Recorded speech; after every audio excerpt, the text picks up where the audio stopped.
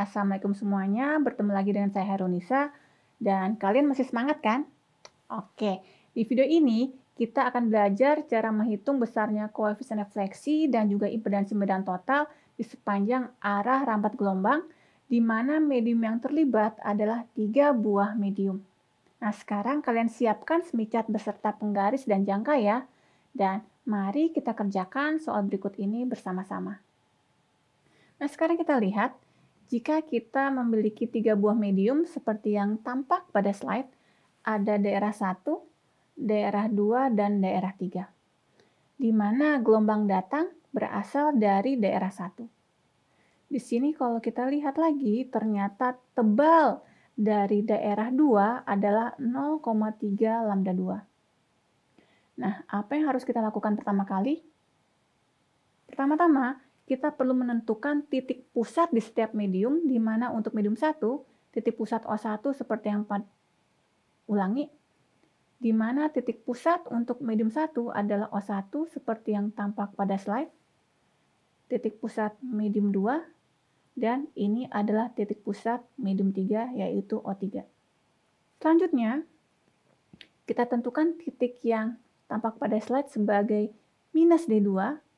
Kenapa minus? Karena untuk daerah 2, titik pusatnya adalah O2, dan si titik yang saya tunjuk di sini, arahnya adalah berlawanan dengan posisi pergerakan sumbu yang positif.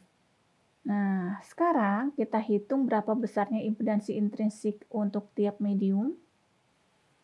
Nah, sekarang mari kita lihat bagaimana cara bekerja dengan menggunakan semicat. Kita tetap menghitung dari medium yang paling sederhana, berarti kita menghitung dari titik O3 terlebih dahulu, di mana berdasarkan apa yang telah kita pelajari di minggu lalu, kita ketahui bahwa nilai dari Z topi di titik O3 sama dengan impedansi intrinsik di daerah 3. Dengan menggunakan sifat dari syarat batas, diketahui bahwa Z topi di titik O3 sama dengan Z topi di titik O2, dengan kata lain, harga dari Z topi di titik O2 sama dengan 60 V. Kemudian, karena kita akan bekerja dengan semicat, kita perlu melakukan normalisasi. Maka sekarang, Z topi normalisasi di titik O2 sama dengan Z topi O2 dibagi dengan eta 2, berarti 60 V dibagi dengan 120 V yang harganya adalah setengah. Nah, sekarang kita cari posisi ini di semicat, di mana kita sebut titiknya adalah titik A.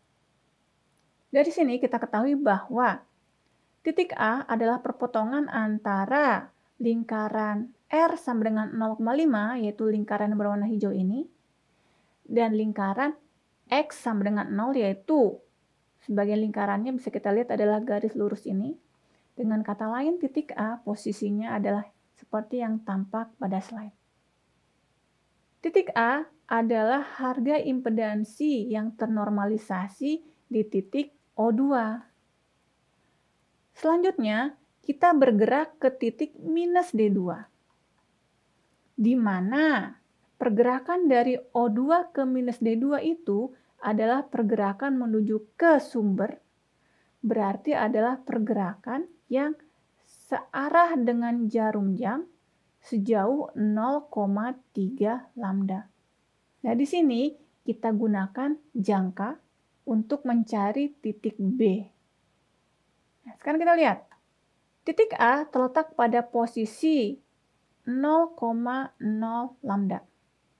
Dan sekarang kita putar dengan menggunakan jangka untuk mendapatkan posisi 0,3 lambda. Ini adalah garis di mana posisinya adalah 0,3 lambda. Nah, sekarang berarti dengan jangka kita putar titik yang berwarna biru ini, sehingga kita akan mendapatkan posisi titik B adalah di sini. Dari sini kita ketahui bahwa harga Z topi yang ternormalisasi di titik minus D2 adalah di titik B, di mana kalau kita baca di semicat, kita dapatkan bahwa titik B adalah 1,6 dikurangi J 0,7. Selanjutnya bagaimana? Nah, sekarang kita lihat.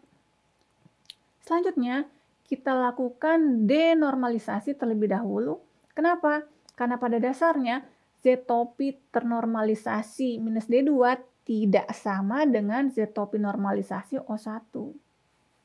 Nah, Z-topi minus D2 yang asli berarti adalah harga Z-topi normalisasi dikalikan dengan impedansi intrinsik di medium 2 yaitu 120V, dan harga inilah yang sama dengan harga Z-topi di titik O1.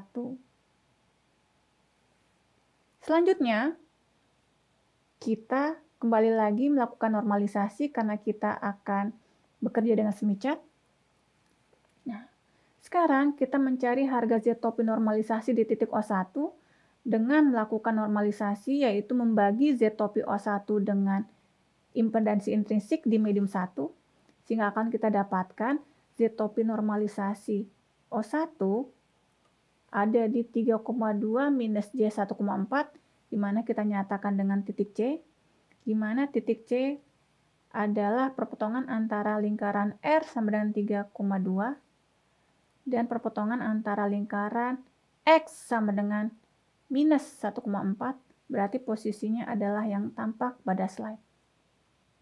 Nah, sekarang berarti kalau kita lihat dari gambar ini, titik A posisi di O3 dan O2, titik B posisi di minus D2, titik C adalah posisi di O1.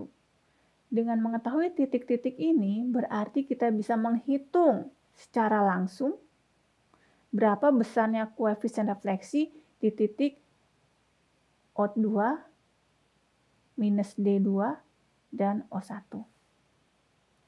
Nah, setelah kita ketahui harga Z-topi maupun gamotopi di titik ABC atau di titik O1, minus D2, O2, dan O3, apa yang kita lakukan? Ya, kita hitung berapa besarnya magnitud dari EM1 minus, EM2 plus, dan selanjutnya dengan menggunakan langkah-langkah yang telah kita pelajari di video minggu lalu. Nah, bagaimana prosedur tadi? Mudah bukan? Di sini terlihat bahwa semicat membantu kita untuk menentukan nilai impedansi dan koefisien refleksi dengan mudah.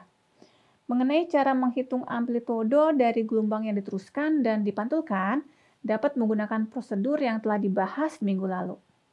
Video ini adalah akhir dari bab 5. Saya harap kalian rajin untuk berlatih secara mandiri dengan membuat soal sendiri dan mengerjakannya menggunakan perhitungan maupun semicat. Di minggu berikutnya, kita masuk ke bab 6, di mana kita akan membahas gelombang datar yang menumbuk perbatasan dengan arah sembarang. Oke, terima kasih atas perhatiannya, dan sampai jumpa di minggu depan. Saya tunggu like and subscribe-nya.